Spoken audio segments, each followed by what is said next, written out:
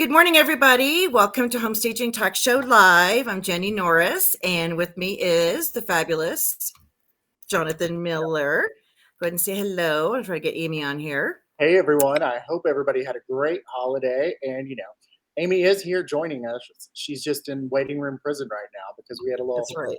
Facebook had a little, streaming error? You got an error you've never gotten before. Yeah, so the server was overloaded. Please try again later. And I'm like, no. Okay, so she should be. There she is. Hey, Amy. Hey, how are you? Good. We got us all on here. So thank you, everybody, for tuning in. And this is our end of year recap. We're doing it obviously on a different day than we normally do, but we're excited to be with you. And as Johnathan said, we hope you all had a wonderful celebration of the holidays, whatever you celebrate, and hopefully got a time off, a couple of days at least, to refresh and rejuvenate.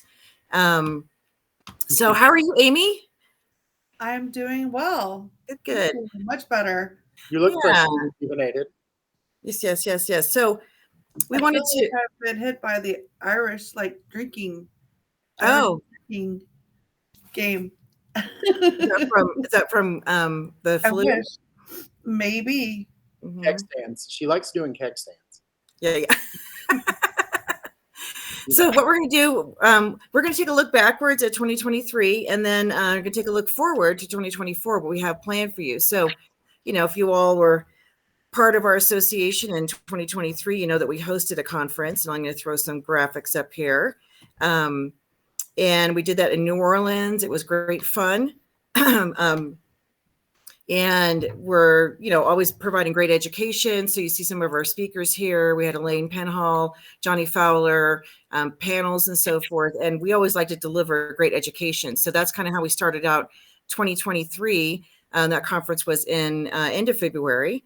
And so those of you who were there with us, you know how great the conferences are.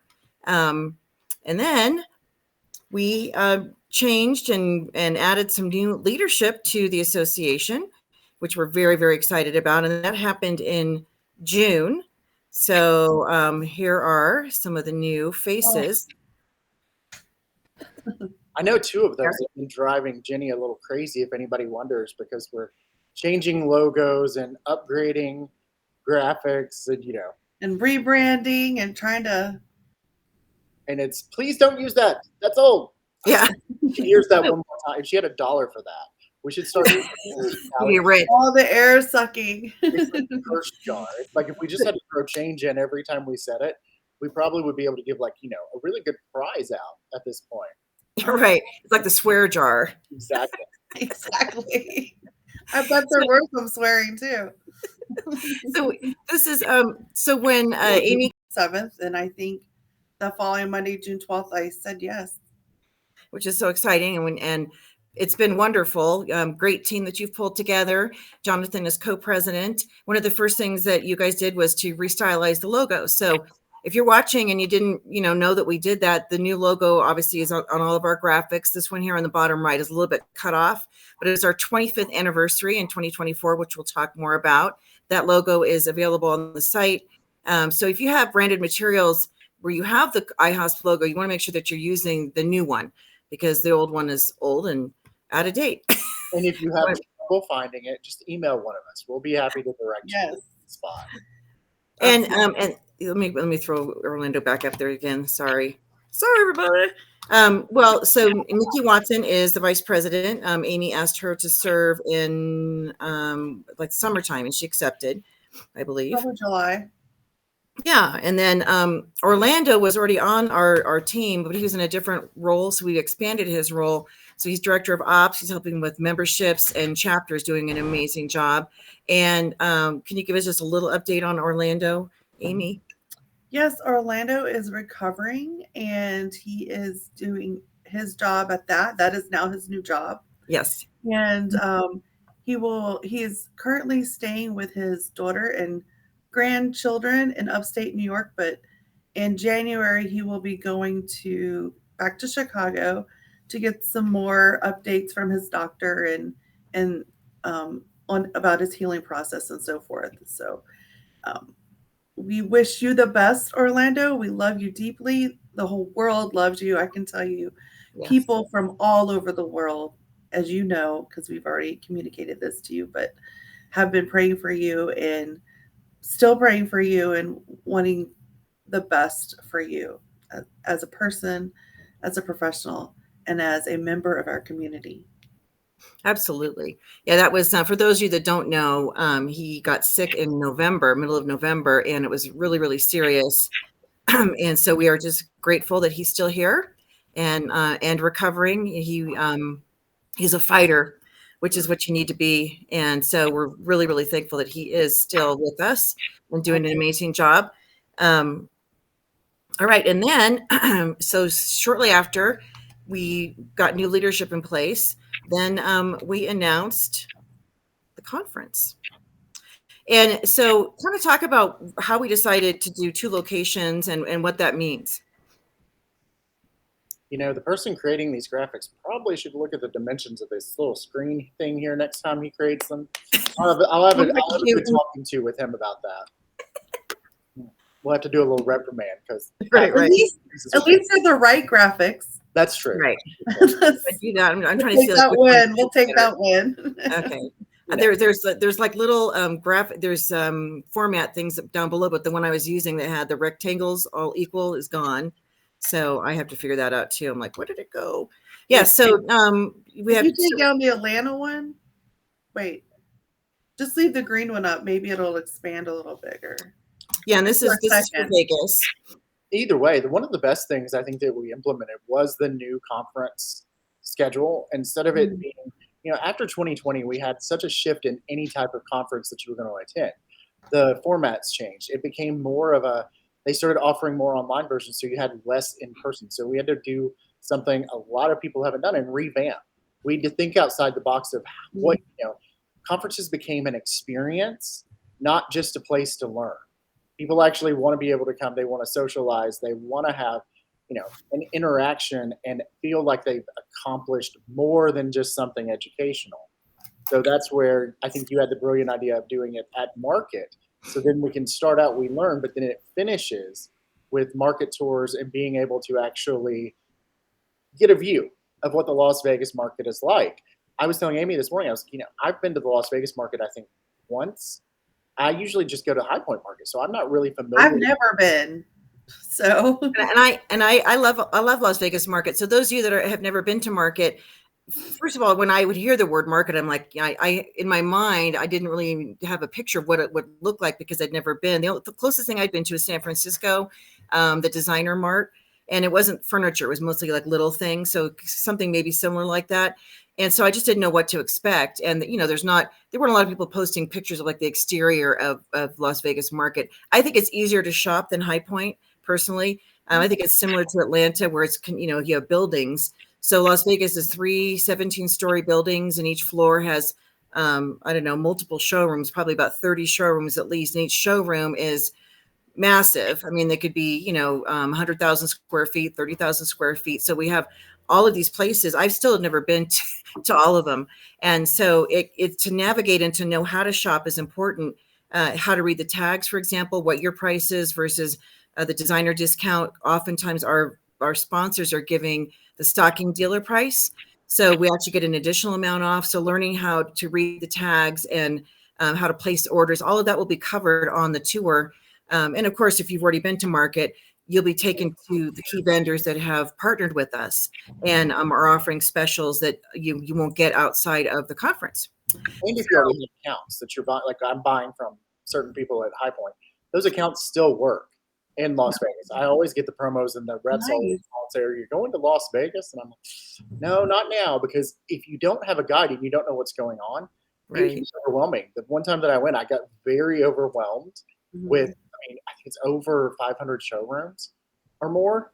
And it's just, and like you said, 17 floors. It's like an insane mall experience when you're going in. It really is. 17 floors and like some of the showrooms are 4,000 square feet each. So, it's like you can literally feel like and so you really want to make sure you research it before, see where you want to go. And if you never know, definitely want to find a friend and tag along with them. Or an association that might have an event there that can help you.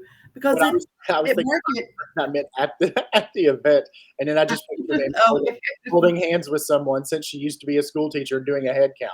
Right, That right. Like, right. I'll get. We'll have to have like people wear like when I was little with 5 girls in my family, my mom would dress us in similar outfits. We always had something on our head, like a scarf or something, like a little kerchief, so she could spot us in the crowd. We went to an amusement park, so maybe we'll, have somebody with that sign going through the going through the market. Everybody has like the something little on fire. the little I know what card you're on saying. that That's side. funny. Yeah. Maybe we should put a little scarf in their swag bags. Yeah, that'd be good. They could put that on.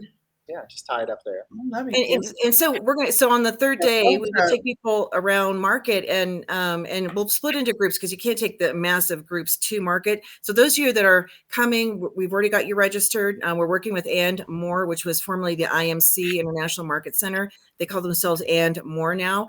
And so they've already got names of anybody who's registered. They're creating your registration, which it's just included, and it doesn't cost anything to register for market, but they're taking care of all of that for us, which normally does not happen, but it's because we're having our event there. And so you don't have to be concerned about any of that. You do have to have a resale license if that's a requirement for your state. On the IHOSP site, there should be information on how to access all of that per state. I researched that and put documents together. But if you have any questions, just let us know whether or not you, like I know, for example, I don't think Delaware requires a resale license. Like my state, Colorado does, but they're very easy to get. You apply online, they give you your number right away, and then they can mail you your certificate. So you don't have to have the physical certificate with you. You can have the number. So again, if you're watching and you're coming and you're like, I have no idea how to do that, just, please reach out because we'd love to help you. And I'll even say, if you don't have to bring your documents, but I've found in the past sometimes having a copy with me, but having a drive folder, having those documents already in a drive folder when you're there to place an order, when you can just drop them that link, airdrop that link, and then they have them already, your order does get processed faster because they're able to take your order, attach that to it, and send it in. So then whoever's behind the scenes isn't having to follow up with you to get them. And your order really goes out and ships a lot faster that way. So that's right. Which is awesome. And so Vegas, and the reason we decided to do 2 conferences, because you heard Amy mention Atlanta. Atlanta's going to be in July 15th to the 17th. It'll be the same format as far as 2 days of education and then market tour. The type of education is going to be very different. So Las Vegas, let's talk about some of the speakers we have and topics and so forth that we are providing. And I'm going to do this so I can see this and still be on the air. All righty. We've got a lineup, I think. Yeah, we've got an excellent speaker lineup. So on any of you that are coming in early, for example, if you'd like to help us set up on Thursday, we do have our meeting space. We're going to actually be in building C. And so we're going to be doing setup and prep, and then registration will kick off that evening from 5 to 7. So that's a Thursday evening, the 25th. And then the 26th, we're going to have registration open at 8 a.m. and then a continental breakfast. And then we'll have our opening session. So some of the speakers we have, let's talk about the first speaker outside of the leadership team. We've got Gail Novak, and then followed by that, we've got Leslie Aruda Smith. So talk about those 2 speakers and why they were selected. I want to toot Amy's horn before she starts about Leslie. One of the things Amy had told me that she wanted to do with the speaker lineup was to diversify it and create a lineup that had not fully been seen before. So we have touches of old, but we have a lot of not new faces to the industry, but people who have had valuable information to share. One of the first jobs I ever had, they said that you pick someone who's older to learn from, but you always bring someone new in to teach you something fresh. And I feel like that Amy did that with the lineup, that she wanted to bring in some people who had been around, who had a lot of knowledge that hadn't been shared. And then she started picking people that were just, Well, and also not me just picking people, but people stepping up. Because I have heard in the past too, like, why are the same people speaking over and over again? And I said, because we ask and we ask and we ask, but no one is stepping up. So we need those people to step up. And that's also why we have such a diverse leadership team now as well. People are stepping up and they're understanding their own value and how it can contribute to the value of the whole community. And what do we call that? I call that collaboration, which is the overall theme of our conference to begin with. So that it is very exciting. Gail Novak is coming, and she is, I don't want to even really divulge what she's going to talk about because it's going to be fun and kind of, she's a kind of fun and feisty woman. Oh, give them a tease. She's a seasoned woman. Now you're asking me to have these things memorized. She's a fun and feisty woman. She has an interesting life story, but she is going to be coming and talking to us. Let me get her speech, or her talk is, let me see. I'm trying to remember. Well, it relates. Yes. Lions and tigers and bears. Oh my. And that right there should be enough information to intrigue you. She is a trained speaker. She's been working with different businesses, associations, and learning how to be a dynamic speaker, entertaining speaker. And so she's going to bring that to the table. And I'm also excited because she has a really cool laugh that we might be using. And you'll have to come to the conference to hear about that. But when it comes to Leslie Ruda Smith, she is, I just spoke to her the other day, and she is phenomenal. She has so much energy. She definitely has a voice. She was last year's NAR president, by the way. That's the big umbrella for you to really know, because our association now, we cater to home staging, real estate, and design.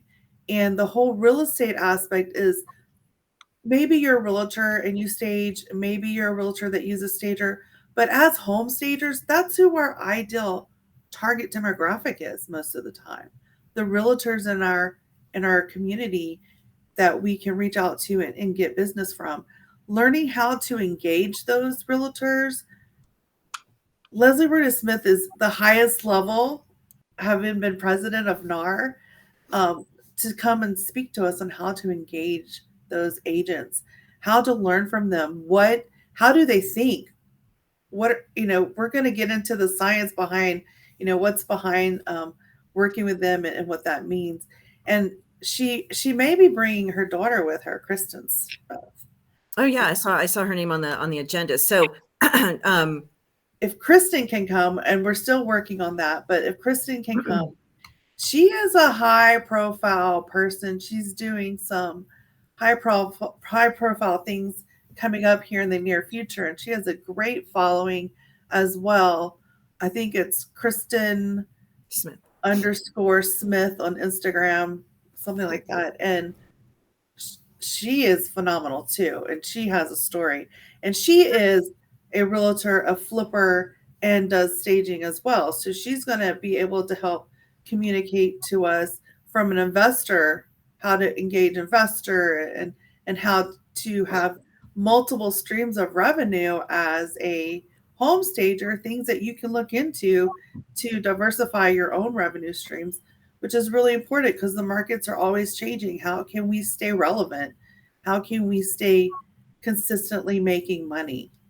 Absolutely. Which, before we go into the other speakers, because I know we're kind of hopping around, but we announced the conference, and before we talk about the next keynotes, piggybacking on what you just said, having to continue to grow and learn. We did teach the first master scale course in Europe. It was a live class. Our heads are cut off, but Sandra Holmes. Grandma took myself. We went and taught. We were in London teaching, and it was a great experience. I very much appreciated them coming and joining me to do that. And then John and I went on to 4 different countries to speak at their conferences. So for those of you that were following what we were doing in Europe, after the London Masters, and we'd spoken at the HSA UK forum previous to that. So Blair had an individual session, and then Sandra, John, and I were on a panel, real estate panel. And it was really funny because we definitely have learned a lot about how the real estate market operates over in Europe. And I would say that England, surprisingly, even though it's most like the United States as far as, culture and language and so forth, they are the least like the US as far as how real estate is sold. And, for example, it takes an average of 6 months to close a sale.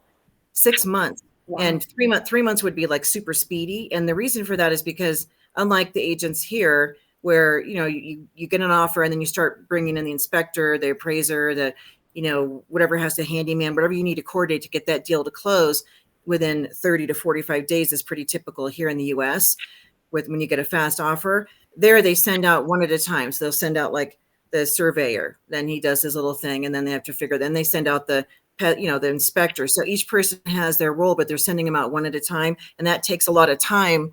That's why 6 months on average. They also don't pay their estate agents as much as the agents get in other countries, let alone the US. So, in England, anybody could print up a business card and say you're a real estate agent, an estate agent. They're basically salespeople. So there's no education required. There's no standards, no code of ethics they have to adhere to. And then you have the broker who runs the office. Now, the broker is the one that handles, so the salespeople are the agents, and they get paid a fixed salary. They make, very little income compared to, what you would think an estate agent would in the US or other countries in Europe. So the broker handles everything, and sellers don't have to list their house with the broker.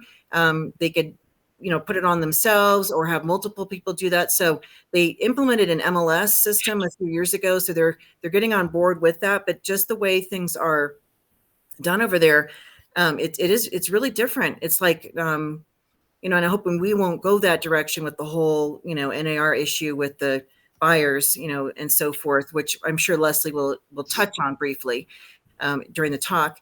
And so it was interesting to us. Meanwhile, you go to Spain and they split 10% commission, the agents, which is really generous. And then we spoke in Milan. So we spoke in Madrid, Milan, and Warsaw. So Milan is also kind of a hybrid between England and Spain. So you don't have to list your house with an agent, but they are doing things to secure the listing. And what John and I talked about was the importance of using staging as a key marketing and listing tool, and educating the homeowner so that they will list exclusively with an agent. Therefore, that helps build the staging community there, because once an agent knows that they're guaranteed to get the listing and opportunity, then that's when they would be partnering with the stager. So, very, very interesting opportunity there. This is us in London. And let me hide that. And then we went on to, this is Spain. So we did different. John and I are cut off our heads. So this is Spain. This group here, this is just the stagers. So we did one session for stagers only, and then one for real estate agents. And tell us how your hair stood up and all that.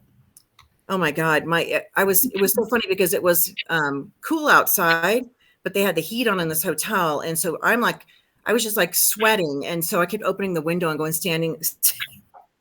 My hair was like literally in Spain. I got so hot, my hair was like literally like sweating to my head, and I flipped my hair, and John said a piece of hair got like stuck to my forehead on the sweat.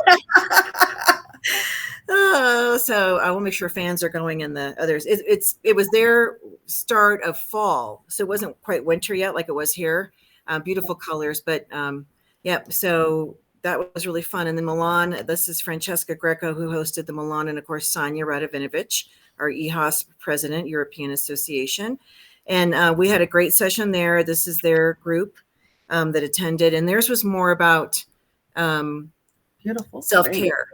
In a beautiful building, it's just gorgeous old world with authentic, I don't know what we call them, frescoes or things on the walls. It was a beautiful location in Milan. And let's see, that's Milan. And then the last one is Poland. And this was the Polish group here. So this was their very first conference, and the other countries have had conferences, but this was their very first. And so very well attended for this country that is definitely on fire for staging. The leaders are doing a great job. In that one, the language barrier. So with all of them, we had translators except for London. So the language barrier can be an issue in Europe, obviously, but technology has gotten more sophisticated, and it was just a great opportunity to be able to go over and share. And we do plan on going back and hopefully building more opportunities for education for even other people to join us. I think it would be really powerful. They need to know that our association is supporting them. We are we are truly international. So I think we're in 26 countries now, which is pretty amazing. So that's phenomenal. Yeah, so it's going to keep growing. So that was a big. This was the first time any kind of a tour like that had been done. First time doing live education for the masters, and so that was a big highlight for 2023. All right, so let's get back to the speakers, because the next one up on that agenda that we are going to be publishing to the site is this man here. Let me find him. Here we go. Let's talk about Brandon. BTA? Just a little BTA in your life. Well, BTA. So Brandon T. Adams. You will not be sleeping at all. If Oh you my talk about goodness. energy, it's just, Amy and I attended his conference in Nashville in October. October. And it literally, there's so much great positive energy coming off of him in the room, and he has things structured at such a pace, and you're engaged. Let him look out in the audience, and you look sleepy, somebody will be standing up doing jumping jacks. Like you just can't sit there. And if he thinks you're not paying attention, he will call you out, won't he, Amy? Yes, he will, Johnathan. Or Amy's sitting there taking notes on her phone, but it's on her phone, and he's like, "And Amy?" And she's like, "Oh God." So it's like, so he knows who you are. He will call you out and embarrass you. He knows who we are. He's been so successful from starting out in a small little town in Ohio, the son of an ice maker. Yeah, an ice maker. Ice service. I mean, he inherited that. He took that, invented another product, and then launched his entrepreneurial career. I think he's wrote 6 books. He's been on every single thing possible, and he's literally built everything up, lost everything, built it back up again, and continued on to where he's coaching everybody on branding and marketing and how to keep everything at the top to stop the scroll, basically to keep everything going. And when you listen and you follow his advice, and and I'm a really good success story on that also, and Amy's in his program right now, you really do elevate up. Whenever I start looking at things, I'm like, wow, I've come so far since I did his first mastermind, I think 4 or 5 years ago now. And it's just the level. I mean, I've gone from being just a social media personality to influencer to media personality. So it's kind of like, full scope. If you want it, you'll get it. Yeah. And he pulls no punches. Everybody thinks Jennie's direct. He really pulls no punches. He will call you out faster than anything. If he thinks you're being lazy or if it's bullshit, anything, he's like, nope. Which is good. Yes. Can I add though? Sure. I will say he knows your personality, so he won't do it in a way that you can't handle it. Because I think how he does it for Johnathan is different than how he does it for me, but it's still strong and it's still direct, and there's no bull crap, as Johnathan was saying about it. Well, and so rather than, so we were, we in the past conference we've done Meet the Pros session, which has always been, great opportunity to hear multiple topics and so forth. But this conference, because Brandon does his workshops and so forth, we thought it would be, instead of using the 3 hours in the afternoon on day one for that, for the breakouts or even like a Meet the Pros tables, we thought let's do more of a, instead of just having him talk for an hour, he's actually doing more of an interactive workshop. So there'll be things that you sitting in the audience will be able to act on immediately, and working with collaborating with your neighbor, what have you, and then coming back and hearing more education from him, so that, because I really wanted people to not just listen, but have things that you can actually take away and implement right away. So he'll be speaking, and then that will be followed by a panel of people who have gone through his workshops, where he'll be able to talk more about how it has impacted their business.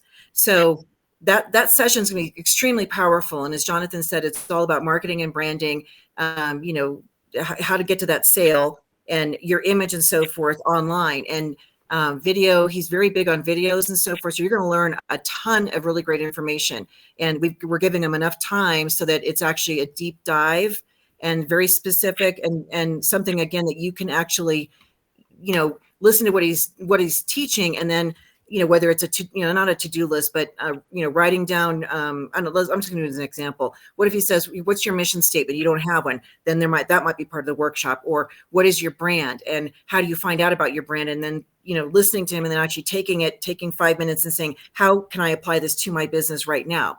So I'm really very, very excited about that panel. And I want to add too, it's about your personal brand over your business brand that is important to him. He wants you to develop who you are so you can carry that confidence with you, whatever you do, not just in this season of your life. So that's very important. And his story that really resonates with me, and I haven't had to go through the same experiences, but it's just encouraging to know he started off. Don't tell his story right now. I'm not. He started off at one point, he went up, and you've already mentioned it though. He lost everything and then he built it back up. Just having someone in your world that has had that happen, and a lot of people would have given up. Yeah. When you hear the struggles he's gone through, I mean, in one of the things, like she said, he teaches is it's how to be yourself. Especially with home staging companies, one of the things I've seen is that, myself included, you are hiding behind that brand. That is where your self-esteem is built. That is where your self-worth is built. And his big thing is getting you outside of that so you exist as a brand outside of your own company brand. So before, everybody knew J Squared. They knew my company. They knew my work with that. But they didn't really know so much about me and what I was doing. Now I have two separate brands. So am I more valuable as far as marketing and as far as getting paid? Yeah, because I have two. I have more than two. Thanks, Sam. And it's all about that and getting out of that comfort. Exactly. And a lot of that too, I think you both can agree with pricing, is a lot of people, they base their pricing on how they feel. They need those accolades in order to be able to say, I'm good about myself. And he gets you to a point where you're feeling so good about yourself, you can be like, yeah, I'm not taking that job. And the first thing I did when I started working with him was raise my prices. Because he'll ask you, he'll say, okay, you can't afford your training. Why? Okay, then you need to raise your prices.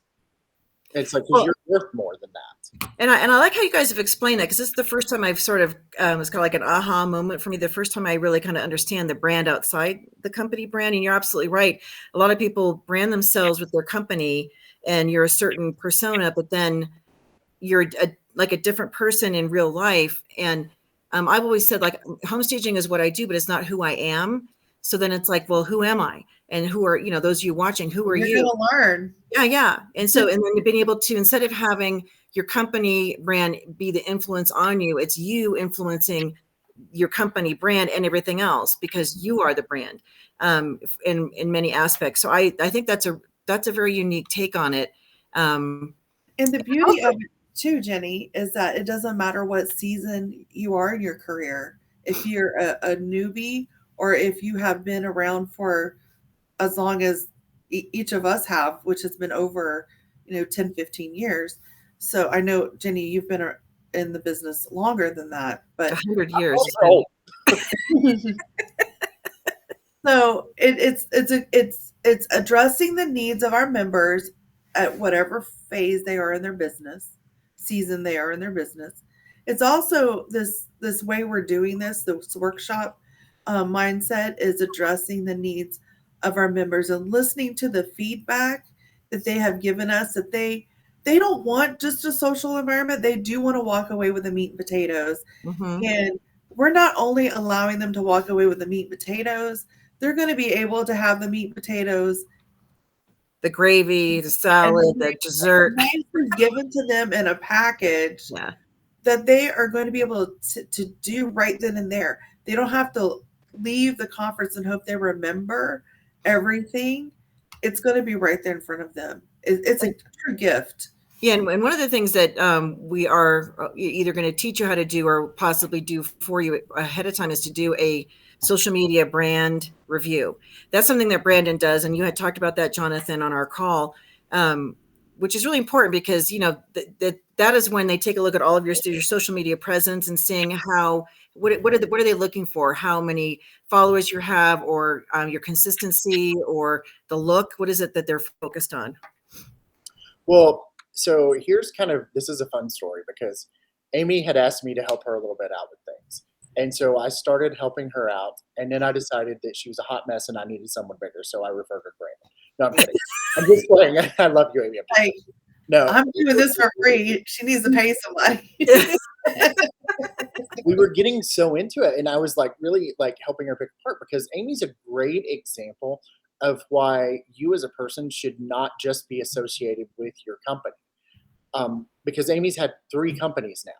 She has had 2 staging companies that she ended up selling and closing, and then she's opened her vacation rental design company. So that's 3 inventions of Amy, and yet she still had not stepped out to be Amy.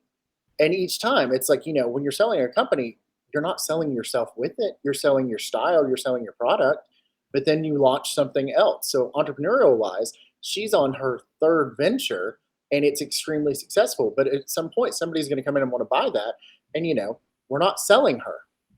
We're selling vacation rental in a box at that point. So then what happens when that's sold? Where is Amy left?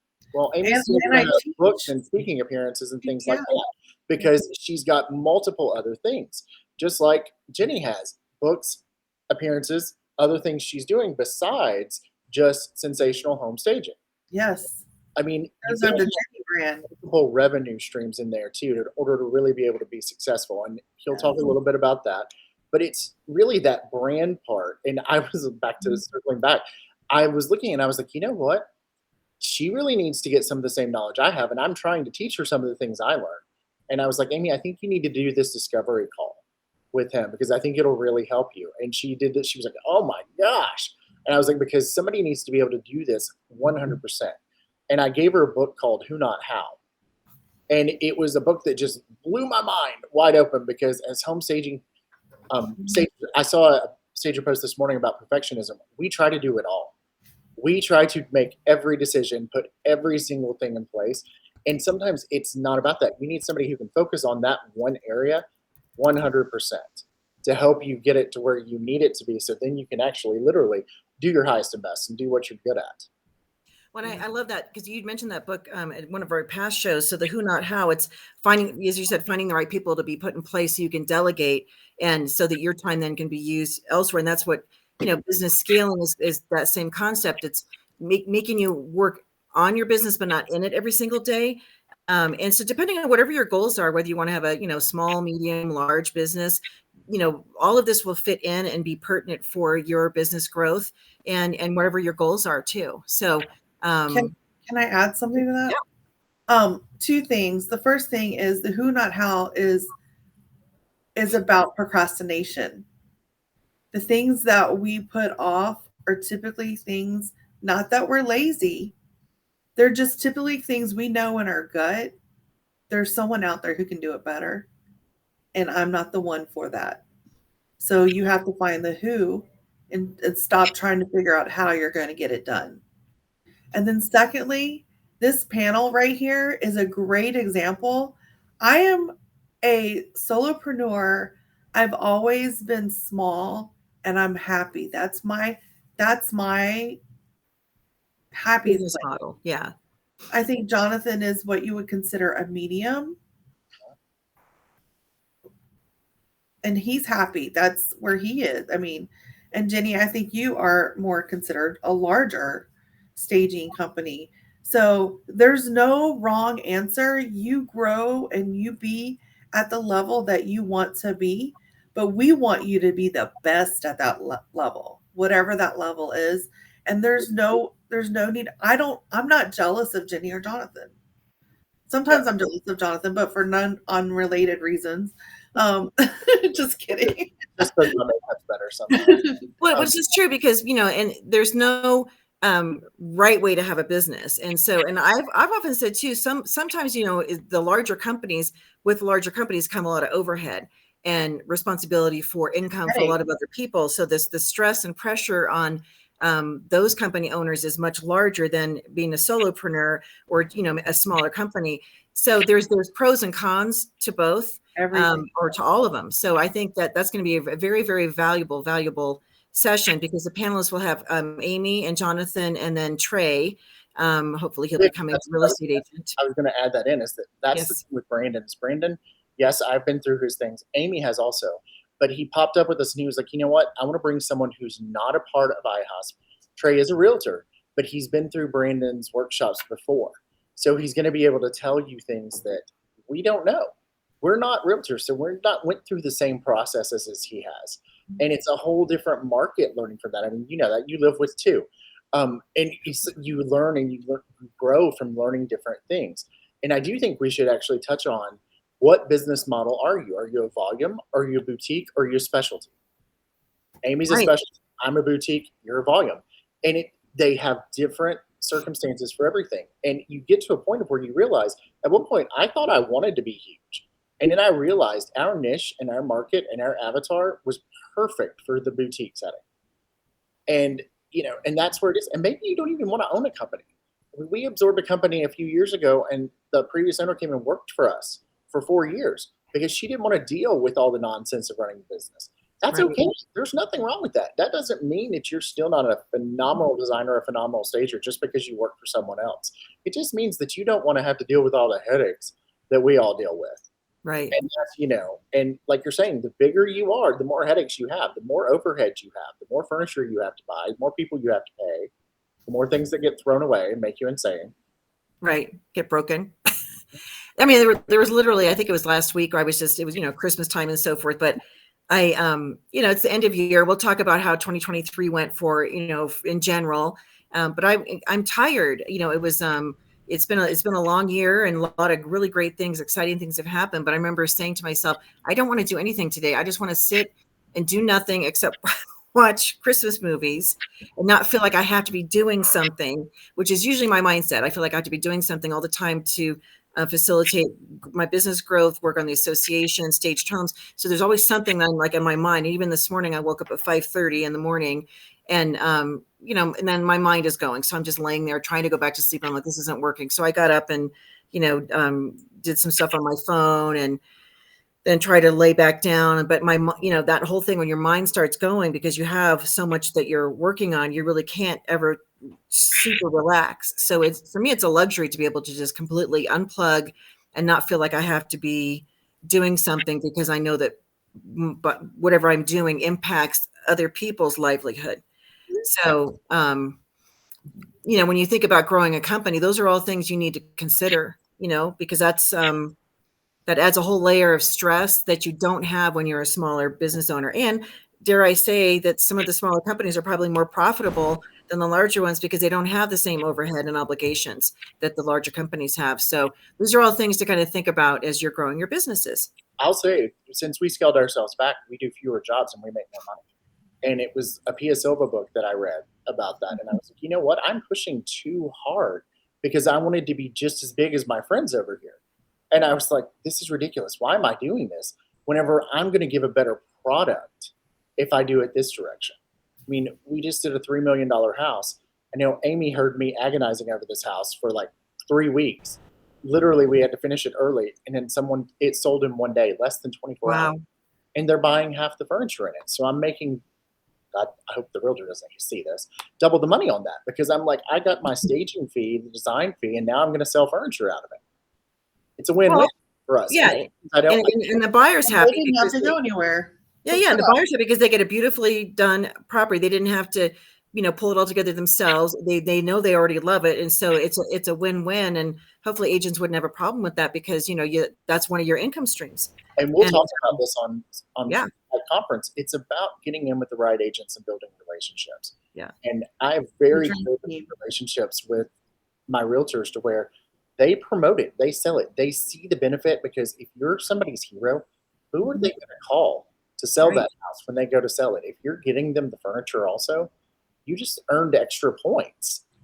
It's like when Amy does a vacation rental and then it books up immediately for an entire month, she's just earned her next job. That investor's going to call her a second time because they're like, yep, she's doing it. Yep. Making it happen. Absolutely. Off in the Poconos or Egypt or wherever. Poconos. Love the Poconos. Well, and I love the vacation. So we have Amy's going to have a session, and we have something that we're developing. I don't want to tell you the name of the thing. You'll see it on the schedule, but it's very exciting. And I wanted her to share some of what iHouse was working on, which I guess we could talk about it right now, because it is going to be for 2024. So is the Leadership Academy.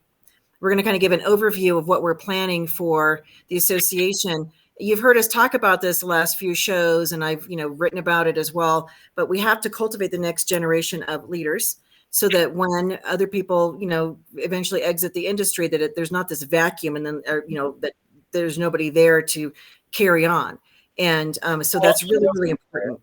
What's that? You'll still be there. You're the Cher of the home staging industry. The Cher. If I could turn back time. I was just about to say that. And have a comeback time. But the eventual, process happens that we're all eventually going to leave the industry, time and other focuses, family, health, and so forth. And, you could be 85 years old, you could be 65 when you decide to do that, whatever it is. But we got to make sure that that the leadership is in place to carry the industry forward, and that they share the vision. And I really feel like the leaders of today are the ones that are cultivating the vision and kind of steering where the industry is going. So I want to add my definition of leadership is someone who has influence over others. That is a good leader, is someone who can influence others in a good way. A great leader is someone who knows how to engage those around them to replace themselves. Yeah. That's a great leader, in my opinion. Yeah. And then because, oftentimes the leader that holds on tight and is unwilling to let go, you're never giving anyone else the opportunity to shine. So when that person eventually does exit there, that's when the vacuum happens. If there's nobody that has been groomed to step in. And exactly. What we all would want, any company owner, if you've built a company or an association or any kind of an entity, the hope is that it carries on beyond you. And the only way to do that is to ensure that the leaders are in place that can make that happen. So we've been working on this behind the scenes. It's been, something I think is really important, because it really kind of came to light for me when some of the colleagues that I've known for many, many years, they are retiring. There's been probably at least 15 that I know in the last couple of years that have retired. They've either sold their companies or just stepped away. Maybe they moved away, so they had to shut down their companies. They didn't plan on doing it where they moved to, and so that brain trust also of the people that are in place right now that are experienced. We call them seasoned pioneers in the industry, whatever term you want to use. That knowledge needs to be, not only say documented, because we can't suck it out of our heads, but we do want to have a way to write it all down. You know what I'm saying? So that it doesn't, when they leave, it doesn't just leave with them, Right. It's work smarter, not harder. Right. Communicating that experience. It's not just knowledge, it's experience. Yes. And I think experience is like 90% of it, to be honest. Well, and with you saying that about experience, it makes me think of two of our other speakers. We've got Louise and Mitchell that were speaking, and when we started talking about who we wanted to bring in that was new, the first thing I thought of was that these two gentlemen both have a vast amount of knowledge. One is a realtor. One owns the staging and design company. They run things together. I'm sure they're like probably John and I. They probably want to kill each other a lot. But at the same time, they're a force. They're a force to be reckoned with. But they both have strong opinions, and they have a lot to say. And I felt like, you know what? We need to put them on a platform where they can say it. Because there's a lot of things. There's so much knowledge they have in there. I've heard them critique things in a positive way of, we should change this so people value us more. From that, so people actually see the value in what you bring. Because people pay for value. They don't just pay for pretty items. Right. And so they have a general session on short-term rental and how they have incorporated it in their business and how their success has grown from that. So I'm excited to hear what they have to share. Yeah. I am so excited. What I also really love about Mitch and Luis especially, I can say, because I got to meet him at the conference in January, and he was sitting with Johnathan, and so obviously I went over. I tried to introduce myself to everybody anyway, but just really enjoyed his energy, his presence. He had a calmness to him, but also, I mean, getting to know him over the last year, and just he really advocates self-care, but he is such a good example, both of them, of style, professionalism, and having a good presence, online presence, and their message is always so pure. I love it, and they encourage me. Mitch and Luis, I hope you know how much you mean to me as a person. You encourage me to be my best self, and I'm very excited that they're going to be a part of the conference. I have to say, one of my favorite things is how honest they are. There was a post in Reel. There was a post that they talked about art and using the same canvas side by side, and he was like, flip one of them upside down so it's not the exact same thing. And it's I do. Yay. one of my favorite touches. One of my favorites. I'm like, but it is. It's a simple little thing, and it's like, let's just be real with it. Stop setting the table. I saw something recently that there was a discussion about that. I stopped setting the table years ago because we were doing luxury, and I was told if you have a luxury table and it's nice, you don't need to hide scratches with tableware. Doesn't mean that we don't set an island here and there still, but actually, I don't think we do. I don't think I own any dishes anymore. But it's really and it's funny because we went and purchased probably 100 plates. So we have they're all the same. We do dress the table, but you're right. For certain properties, it's and I think it depends on the market where you are. But I wish I could get rid of the plates because they still expect it here. But, the amount of breakage and having to put all that together. I'd rather do a fabulous centerpiece. I think that'd be amazing. And their work is beautiful. If you don't know who they are or haven't been following them, Mitchell Bage, Bage, and Luis. And it's Mitch. It's Mitch. Oh, Mitch. And so, and their company is, it's a French name. We're not going to try that. There you go. Maison, what is it called? I have to look the whole thing up. The first yeah, only because I wanted people to look them up because their work is beautiful, absolutely beautiful staging work and design. The first part is Maison, and I know that means and it's Luis Santiago. Yeah, you definitely should friend them. Yes. All right. So then we have on day one we have also an inspirational keynote, and so Johnathan, why don't you talk about this speaker? First time that she'll be speaking at our conference. Very excited to have her. Yes. Well, I might know her a little bit. You might have seen some photos of me with her before, and she's a hype woman, and I think her company's called Your Business Bestie. You'll all know her. She is Lori L. Graham. She is fierce, fabulous, and that would be half of her. She's going to be on the talk show with Jennie on Friday. Where Jennie will be Jennie's going to be debuting the new banner today of her rebrand of the talk show, which is bright, colorful, and very much Jennie's personality. Actually, because Lori knows a little thing or two about marketing, I sent it to her this morning, and I was like, "Do you think she's going to like it?" I haven't sent it to her yet. Do you think? And she's like, "She's going to love it. It's bright. It's fun. Perky. It's like everything." But Lori I think she was the first person who applied to speak, wasn't she? Because in her message is different. It's not anything you've heard either one of us talk on, because Lori and I have done lots of sessions together as a duo on marketing and branding. And so what she's going to be speaking about is nothing to do with that. Anything I'm going to be speaking about also has nothing to do with that.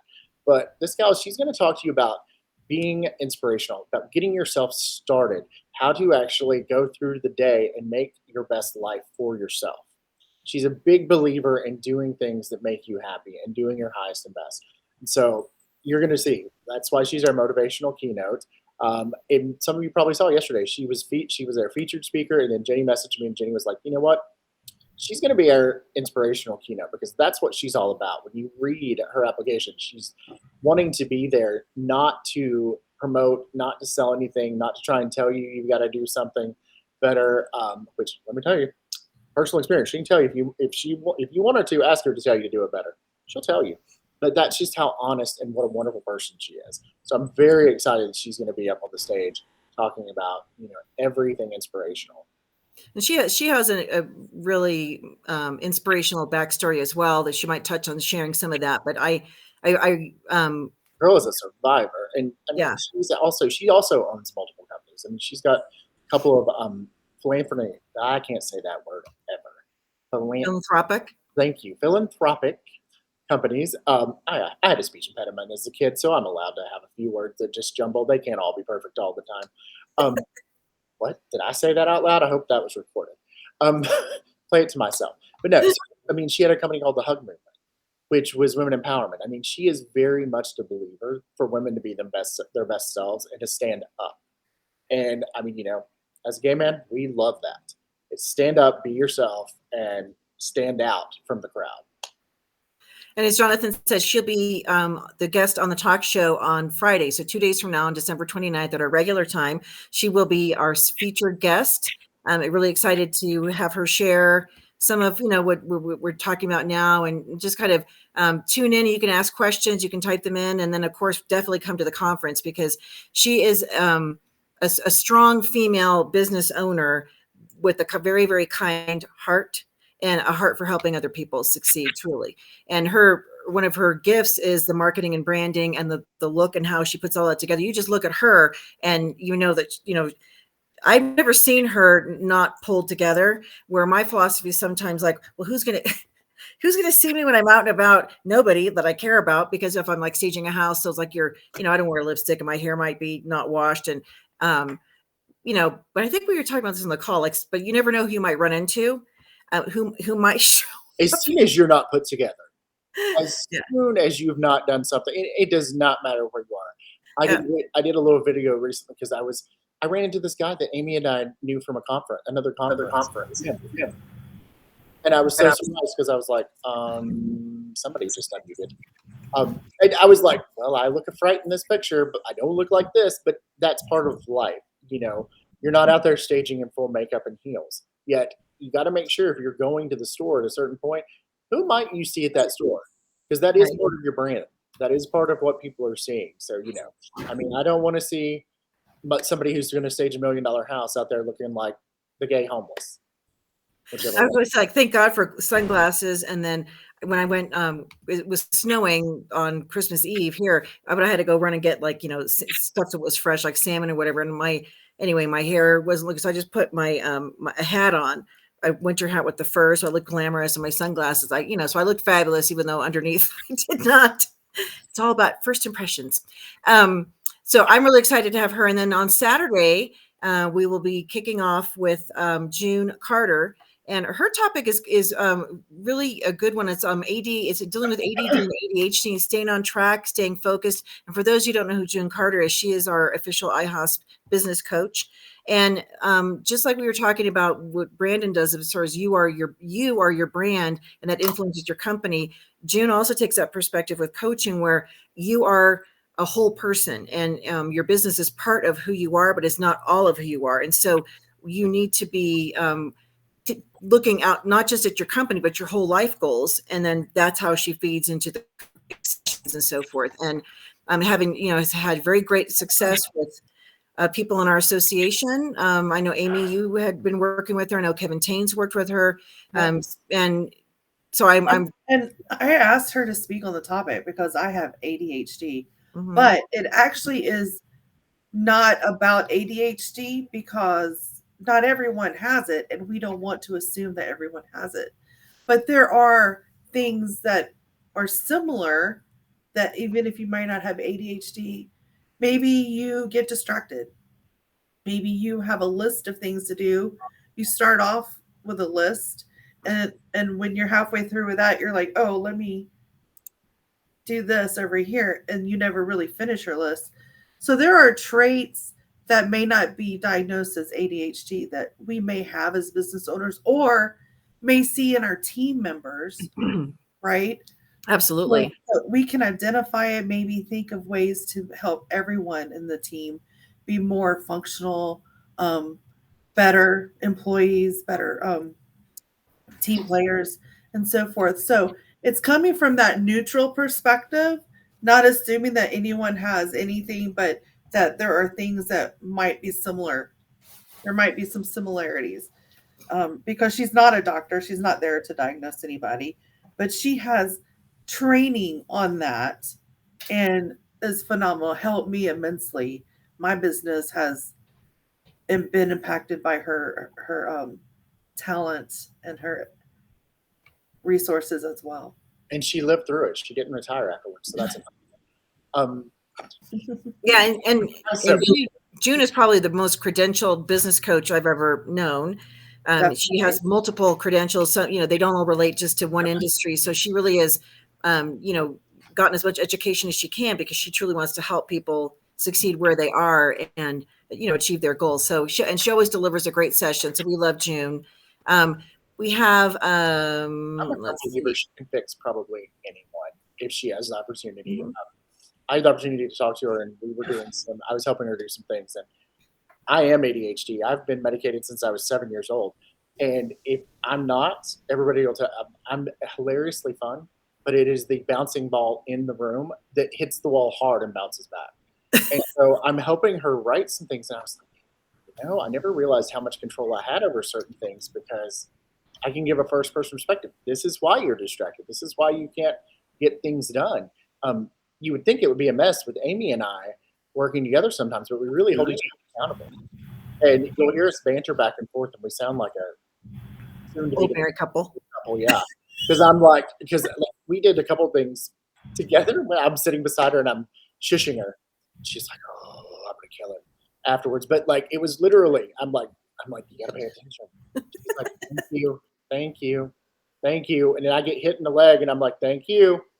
It was with love. It is. It's so. Well, and it's also, I don't have ADHD, so I can't relate to that part of it. But people, and it's not something you choose. It's just something that is part of you. So those people that have that, being able to have the support and the ability to work with somebody that can, help keep you on track and so forth, give you practical systems. That's really, really important. Now, that doesn't mean that I don't get distracted. I do. I'm the typical go to start something and then I get distracted and I pick up something else. What was I doing? And so I have to text myself a lot of things to get accomplished. And, and just because I feel like I'm older too. So I've got a lot of crap in my brain that, I could tell you that I sang the whole theme song to, God, what was the song? It was for an old. I can't even remember the song. I don't know why it came out of that we were watching old TV shows last night in Green Acres, that old TV show was on.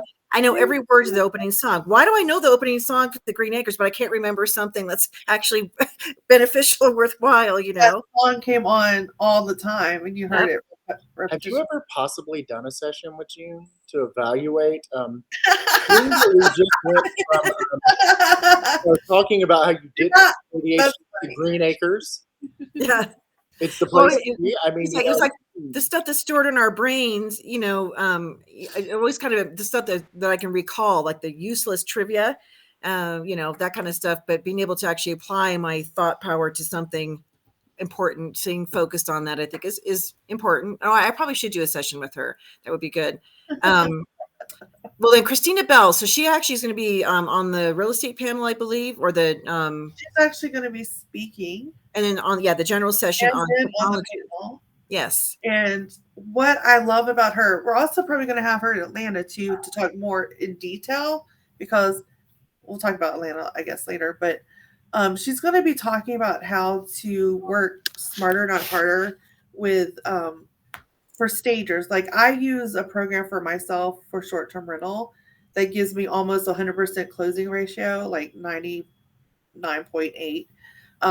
She has a technology aspect that she puts on her website that engages her prospective clients and realtors that use her regularly. So they automatically will know up front how much it would cost for them to stage. And she has a very high closing ratio because of that. So we're going to add that element in there too, because again, it doesn't matter what phase you are in the business. This is something that can help you grow and be better at whatever that phase is. Which is important and get some of your time back because closing the sale is super important. And we've talked about your marketing leads to sales, but people have to close the sale. So I think any kind of technology or any kind of system that helps expedite that, or is more, you're more assured to get that sale. You see your numbers go up, your close rate goes up. I think that's going to be really valuable. And then following her session, we are going to be doing staging and design trends and curating staging purchases and materials. It'll be Birgit Anich and Kevin Tain. And so talk about Birgit, because I haven't heard her give a talk on this before. Birgit, yeah.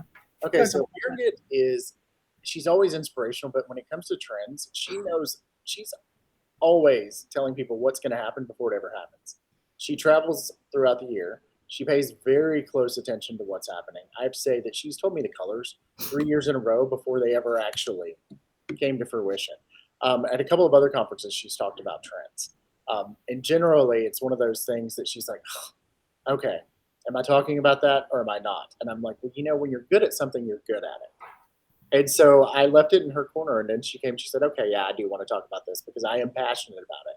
Because she gets very, very passionate. And it's funny, she came and she stayed in one of my Airbnbs, and she was like, I love this yellow. It was from 5 years ago, though.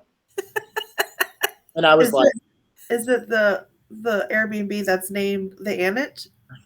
That she inspired originally, and then it got a makeover to current colors after that comment. So yes, it is.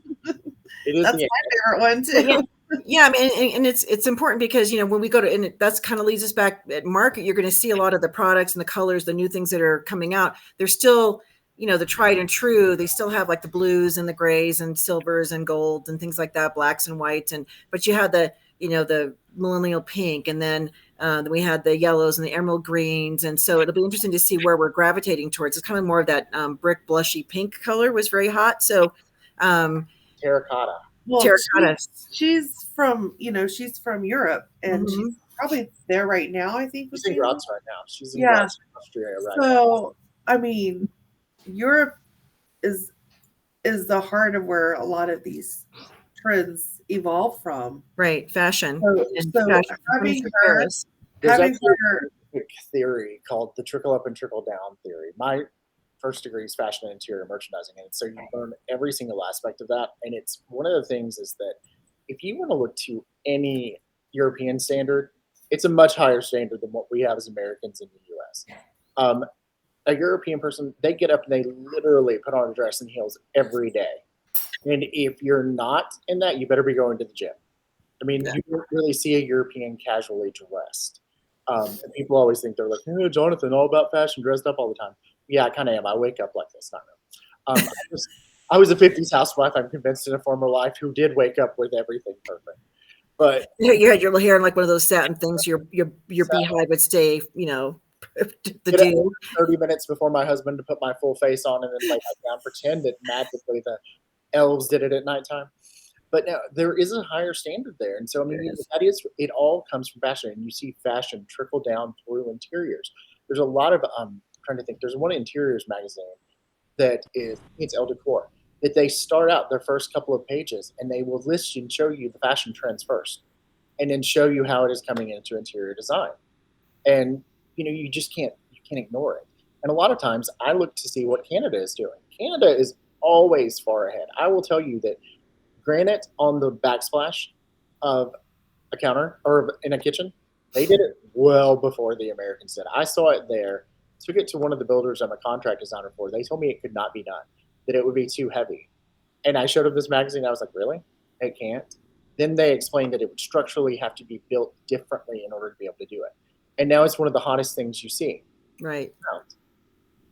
And so it's like, we have to really look outside the U.S. And again, 26 countries, there's a reason. And we're constantly learning from them, and we're using our resources to help the members grow and to be better. Yeah, when we were in London, we went to Harrods, and I think it was either Gucci, one of the big brands that has both, mostly, for fashion, but they had furniture line. And so I'm too bad. I'll have to show a picture of it another show. But anyhow, the fabric on these couches and so forth, it's like crazy colors and patterns. And so collectively all together, it's like makes me kind of dizzy. But as a unique piece, it'd be very cool to have in a property. And I feel like that came from, we had all the muted tones and grays and so forth. And all of a sudden it was like color the last 2 years, colors back. So I feel like that is now transitioning more into the furniture. We're seeing more patterns. People are getting more bold with colors and so forth. And so you're absolutely right that fashion then feeds into furnishings. And circling back to Birgit on that, I'd say there was a house that, I mean, Birgit and I are very close. And so she did this house. She threw in these pops of this beautiful color of pink and orange, did this artwork.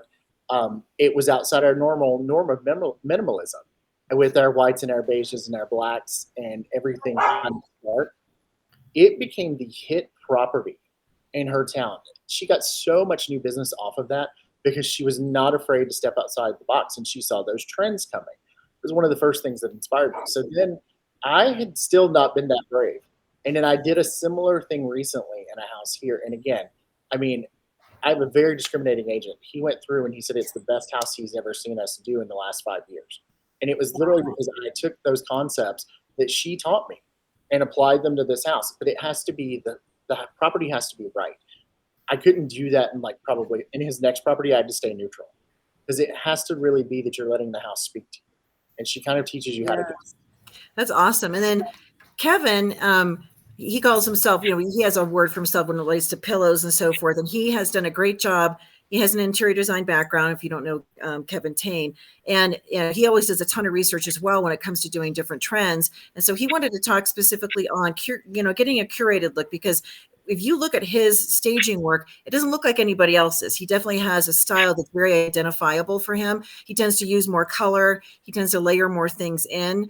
And I know when it comes to like pillows and so forth, he talked about how he's connected with manufacturers and people that have really cool fabrics, and they make him pillows that you're not going to find in the stores. And so that helps then to curate a look for him with his staging. So he's going to kind of touch on ways that you can do that with the different types of furniture. Yeah. And, vendors. Yep. And he's right. There's so many amazing ways that you can add in unique ways to be unique. Yeah. Like which I love, because we don't want to be like everybody else. And he's done a great job differentiating himself. And then we're going to have a session on education, which is the key to longevity. That will be Amy. You're going to be on that one. I don't know if you saw a panel. Maybe we'll have a couple others. But Connie Bozarth, she's from Hungary, but she lives in England. And so she came actually to the master's course, one of our lunchtime, so I could sit and talk with her. And she is collaborating with IHOSP on education. So she's got a lot of design education and not a whole lot for staging. We have a lot of staging education and not a ton for design. So there'll be a nice collaboration together. And I know she's looking forward to meeting a lot of people, the attendees that are going to be coming. So that will be a very good session, because we always say you have to keep learning. There's the industry is always evolving. We talk about like furniture trends and styles and so forth, and one of the styles, contemporary, which means today's style, is always evolving. So can you imagine if you never got educated, never took another class, never learned about anything additional from the time, from 10 years ago, you've never done anything different. You're now dated, you're behind the times, and you're not somebody that the industry is going to be looking to say, oh, let's follow that person because they're really ahead of the curve. So education, that's really the heart, the crux of success. And we can't stress that enough for anybody who wants to succeed. You have to continue to learn. I just picture Amy's 80s hair. Or mine. It looks good. It looks good when I do it. I tease you, and I'm like, oh God, my spiked hair, my 2000 spiked hair with the side bangs. Ooh. Oh my God. Yeah. I mean, yeah, that's a great example with hair. Or at a late night session, Johnathan will come in and braid your hair. I can do that too. And then we're gonna have a really great panel on revenue streams for profit based on niche specific services that are being offered. And so I know that we'll have Bridget King on that, and then we're going to have other people talking about luxury. Hopefully Sandra can talk, Sandra Holmes. Johnathan, I have you talking about real estate. What was your niche? Because I know Kevin will do design. Amy's going to talk about short-term, working with artists. That's what yours is. Collaborating with artists, interior designs, short-term rentals. So we're going to talk about the different, the major the major niches that can add to your income. And they're outside of, some of them are outside of the resale market of selling a property. Well, Because that's a good example. I mean, I have a piece of art here that is from a vendor, the horse behind me. And then I have two other pieces that are individual artist creations. And it's about putting them in together to where you still have a unique curated look like what Kevin's talking about, but I want to use things that no one else can have. right. To me, that makes our properties stand out a little bit more because, everybody goes for the pretty. Nobody's going to go to a club and pick up the person that is wearing the worst outfit. People are attracted to things that are nice that they can also achieve themselves. Right. Swiping left or right. I want people to stop the scroll and I want them to swipe right because they want to come and see that property. I think that's the right way. I don't know any. I'm sure you know about dating. And that analogy, when you look online, it's an interview. When you go in person, it's a date. So you do want them to swipe right and then go on a date with that property. And the way to do that is to entice them visually. And you don't want to see what they see online better look like it does in the house too. So exactly, it can't be catfishing. It can't be virtual staging because virtual staging. You imagine it's. I don't understand why realtors haven't figured out that virtual staging is catfishing. Because you literally get there and then you open the door and you're disappointed. I mean, it's like everybody who, when you've there are places for it, like in commercial design, staging, and all that, where the property can have multiple facets. But I think for real estate, that it is traditional staging is the ultimate winner for all parties involved. Yeah, because I think virtual is good if you're doing like a builder's needs a schematic and they want to kind of see how it's going to look, but it's actually not for sale. It's not being promoted to the public yet. So I think that's a great way for planning. And I know that some stages are doing some of the secondary areas. They might create the virtual look, but anyway, I agree, Amy, that there is a place for it, but I believe, like you guys have said too, that when it comes to selling a property, it's the buyers buy on emotion. So if they don't have that emotional connection when they go in there, it fails. And so we've, like many of you watching, we have had to restage properties that have been virtually staged. We just did a 3.7 million that was virtually staged. And, you just can't equate it to the real staging. Then we're going to have a session on funding your business growth and your future. So, as business entrepreneurs and so forth, you need to be planning for your future. If you don't work for a big corporation or a company that's doing a 401k or, helping you put money away, we have to be doing that. And, over the years, it's always on the back of my mind, like, okay, we need to put money away. We need to put money away. And then it just oftentimes never seems to happen. And so then you start getting up in years, you're like, no, what are we going to do? Because I've been self-employed for so long. So I think that's really important to have an action plan and have something in place so that that you will have what you need when you do decide to step away. And then the funding your business growth, there's ways that you can actually, get loans that are not tied to anything. They're not collateral based, which has been the biggest stumbling block for entrepreneurs, staging entrepreneurs, designers, that, in order to get money to fund your growth, you need to have something to tie it to, an asset. But if you don't have that, it's sort of like the catch-22. So we'll be having a session on that. And then working with the media, how to get discovered. That's going to be Nikki Watson, our amazing vice president. And she's like everywhere, HGTV. I mean, and she is the... No, not HGTV. Lifetime. Lifetime. She's on the radio. Yes, I mean... This girl has gotten so much media. Everywhere is a good word. Yeah. I think, I don't know if it's all been word of mouth or I don't think she's got like a PR person, but she does. She does. She does. But she just got her. She just got them. Well, yeah, because I think a lot of her demand has been organic. I think it really reflects on who she is as a person, because she definitely is a giver. And I feel like to whom much is given, much is expected. And so she doesn't just sit back and take it all in for herself. She's sharing the knowledge. She actually is doing things for other people, setting up, nonprofits to help people that are in need. And so I'm really excited because she, as Amy was saying, she's on how many different shows? I mean, at least she's on the Listen, I don't I know she added 3 more in since I was with her in Dallas when we spoke on a panel at the Dallas market. There have been 3 more shows since that. Yeah. I can't even keep up with. I'm gonna have to look up her IMDb at some point because I just can't. For real. It's and that is one of those things is that if you're serious about going in that direction, it can be exactly what you want it to be, and she can tell you the steps of how to get there. I mean, she started small, and now she's exploding everywhere. And she made her acting debut. She posted something about that the other day. Was that she wasn't expecting it, and then they threw her a script, and it's all different. And doing going from the stage to news, I had to learn to read a teleprompter. I had to learn to cues. Basically, I had to learn to listen with ADHD. Sometimes it's and then I also had to learn not to react. So when someone says something shocking, or I can just completely keep a blank face now, and people like Amy will try and throw something, and Brandon will especially throw something at me to see if they can crack that exterior that I've been able to learn how to build with that. But I do want to answer Jennifer Romero's question. She wanted to know what you should be packing to wear for the conference. Basically, how you should stage yourself for an event. So this is one of the most fun things in the world to me because it's like, as stagers, we're dressing up houses every single day. We don't get a lot of chances to actually fully dress up all the time, but you do still want to be comfortable. But I always tell anyone, if I'm styling them, Amy, what do I tell you? You've got to have the right pieces to be comfortable, but you also have to be photo ready at any point, especially at a conference, because there's going to be people going around. I mean, I know, I'm not sure if your daughter's doing the photos this year, but there's always someone around taking a photo.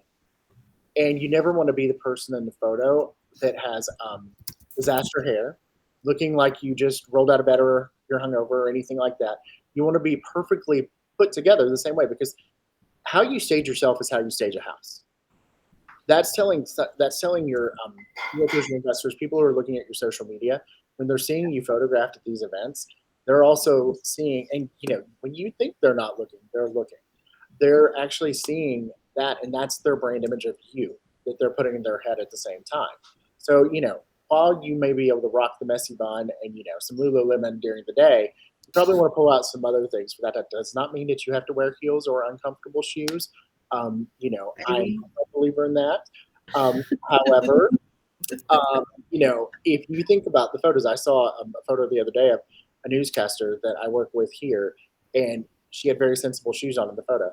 When you looked at the photo, it went right to her. Your eye goes right to her shoes, the same way as a piece of artwork would in the house.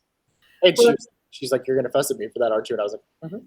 Well, and that's what we do. We even like when we look at a closet, a pantry, you look down, then you go up. Most people will. That's how we scan.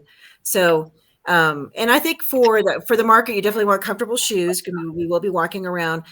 For the awards or the gala on Sunday or Saturday evening, it's the Ruby Red Slippers Gala. So whatever that means to you, you can come totally themed out with costumes. You can just have you could wear a pair of red shoes. You could wear anything. You could it doesn't have to be like Wizard of Oz type of thing, but just have some fun. So we usually do it. That is usually a more fancy event, and so bring a cocktail dress or something fun to dress up because we'll all be dressed up. It'll be a good time. And it is about comfort. Like I have a new pair of sneakers that I did buy for market, but a lot of times I find I've worn dress shoes for so long that if I wear sneakers for a certain amount of time, my feet hurt more. So it's literally, you have to know what you're comfortable in. I mean, don't wear something that's pinching your feet and be sitting there miserable the whole time. Or if you're going to wear something casual, wear a statement necklace and dress it up. Yes. So I want to add the comfort side to this because that's my specialty. Bring a sweater or something that you can layer yourself with because sometimes the rooms can be cooler, especially if you're sitting still, taking the notes and you're not active. Then you may want, and you're naturally cold natured, so bring a little something extra for that as well. Bring things that will keep you alert, whatever you need for that. That's legal in the state of Las Vegas, which is a lot, by the way.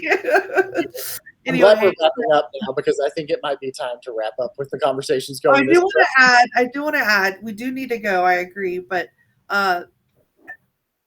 Martha Louise Van Garza is going to be our MC. And our And keynote speakers. yes, we'll talk about Kevin in 1 second, but she will help make things go very nice, smoothly between transitions, but also her humor and her style will keep us on our toes. I can't wait. So let's wrap this up with Kevin. So I threw this article up here. This just came out in USA Today like a week or so ago, and the title of it is "Original Shark Kevin Harrington's Rules for Multi-Million," and then in parentheses, or $billion startups. And so got tiny writing. And so, you know, he was one of the original sharks, but he's still very, very relevant for today. And so he's going to be our keynote speaker wrap up for the business keynote on Saturday evening. And so let's quickly just share a little bit about what his session is going to be about and why people don't want to miss this.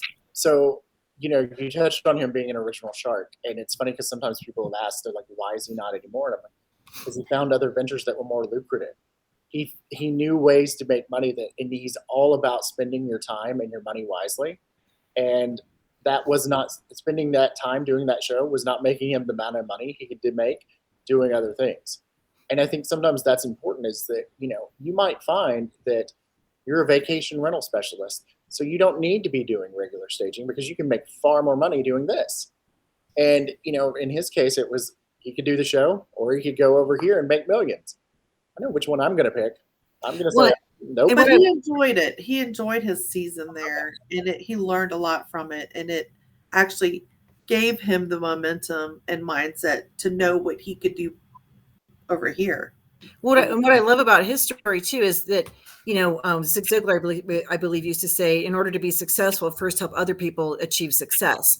And Kevin's a great example of that, because he has built, and you know, he might be multimillionaire, big, you know, big income and all these different things, companies that he owns, but he has helped many people achieve millionaire status as well and success in their business. So he didn't get to where he is alone. He helped other people, and then because of the collaboration they had, it, you know, it benefited him as well. So I love that focus, because he really is all about empowering other people to succeed. And so his keynote session will be really, really good and a great way to wrap up the conference. And then we'll have a meet and greet afterwards. I also want to share that on Friday evening, we will have a VIP dinner with Brandon and Lori and other speakers that are available. And that will be a special event that will be a special ticketed event. So it's outside of the normal ticket. So those people that want to have the VIP experience will be sharing how you can get that.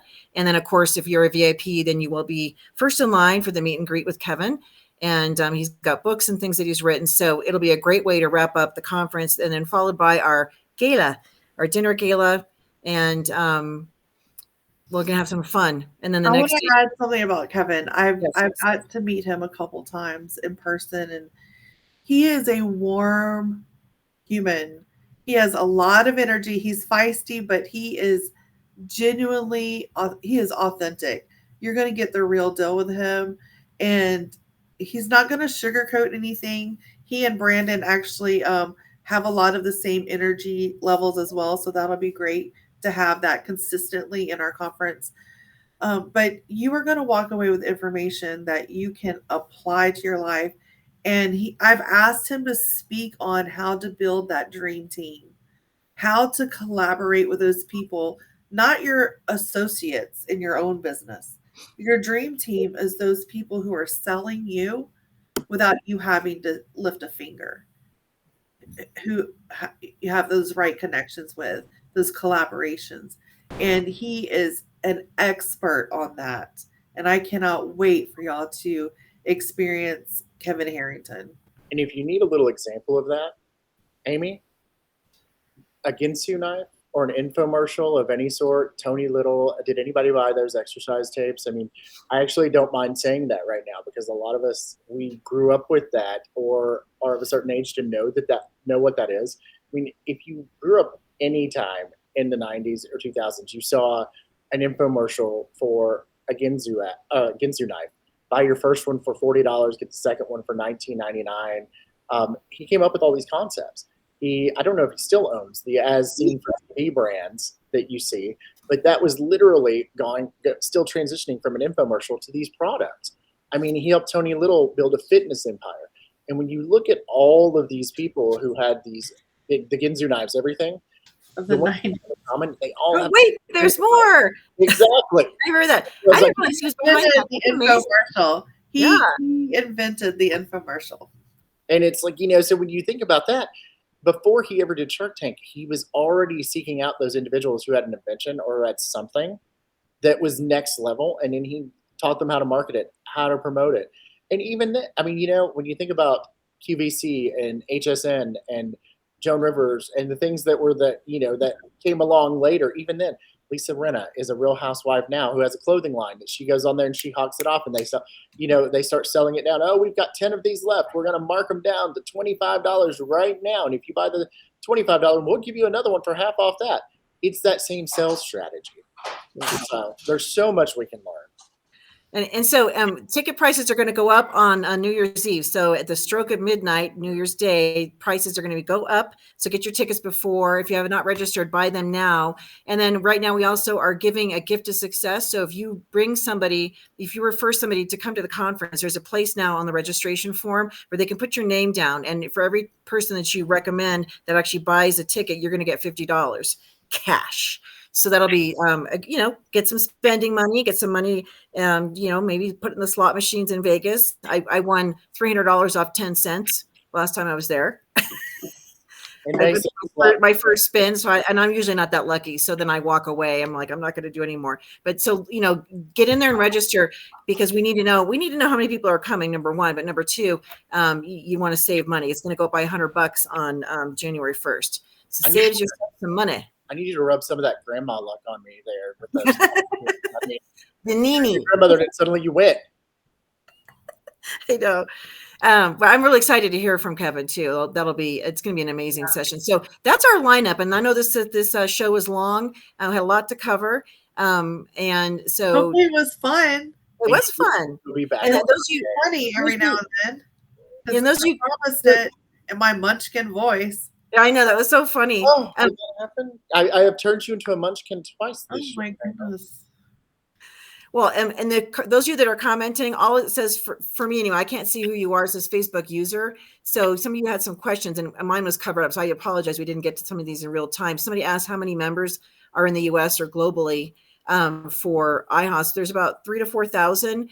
There's in the world. And I believe, stagers wise, I would say that there's, as far as active stagers globally, I'm going to say like 5,000, maybe. They're predominantly in the United States, and then you start reaching these other countries. So the other countries are growing. They don't have, I think Poland has a lot of members, for example.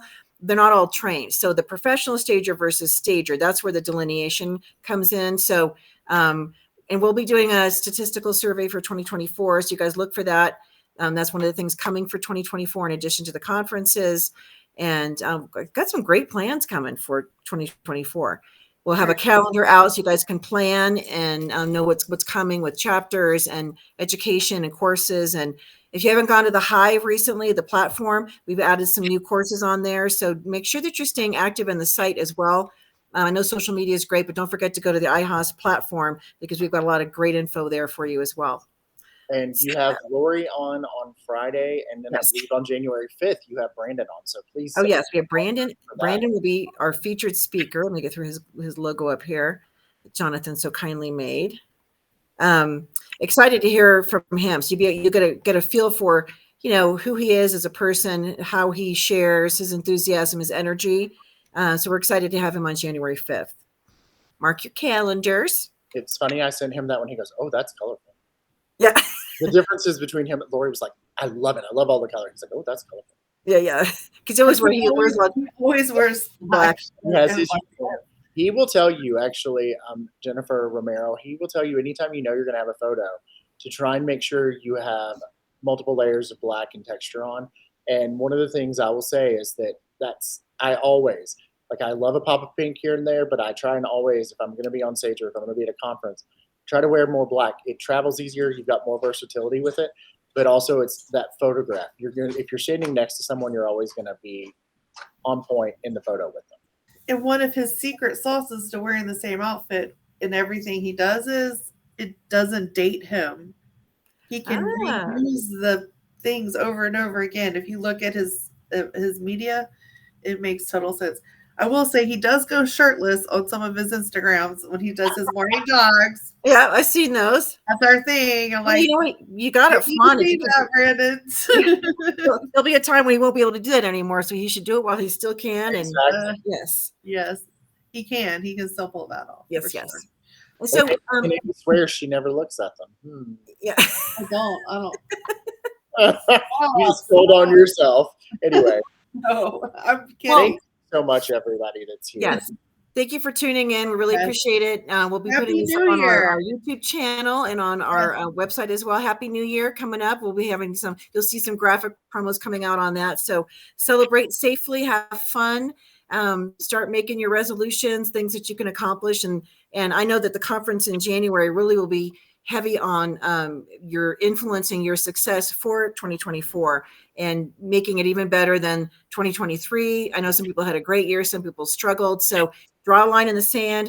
2024, it's a new year, and we're going to be rocking it and providing you guys with any of the resources, education, events, activities, things like that can help you achieve your goals. So it's going to be very exciting. And with the amazing team headed by Amy and Johnathan, we are going to be making some big impacts in the industry for everybody. I thought she was going to say testing her sanity, but Thanks, everybody, for tuning in. We'll see you next time. Bye. Bye.